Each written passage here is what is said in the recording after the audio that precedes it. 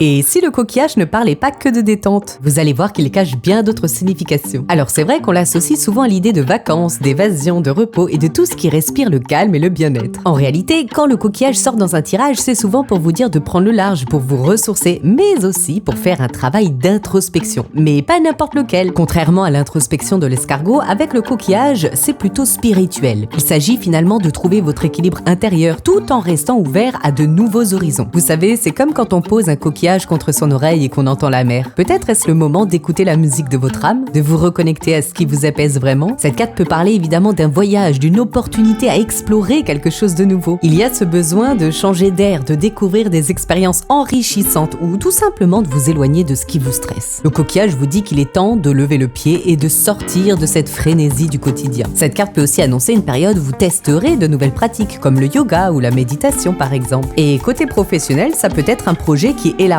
vos perspectives, voire carrément une opportunité à l'étranger. Après, le coquillage, ce n'est pas vraiment une carte qui parle de matérialité. Par contre, il peut annoncer que vous allez investir dans des expériences qui vous enrichiront plutôt émotionnellement, donc pas dans des biens matériels. En fait, le message, il est super simple. Il faut savoir profiter de ce que vous avez pour vous faire du bien. C'est une carte de paix intérieure, en gros. Et vous, connaissez-vous d'autres significations de cette carte? N'hésitez pas à me dire en commentaire quelle est la prochaine carte que vous voulez qu'on analyse ensemble. On se dit à très vite. Ciao, ciao!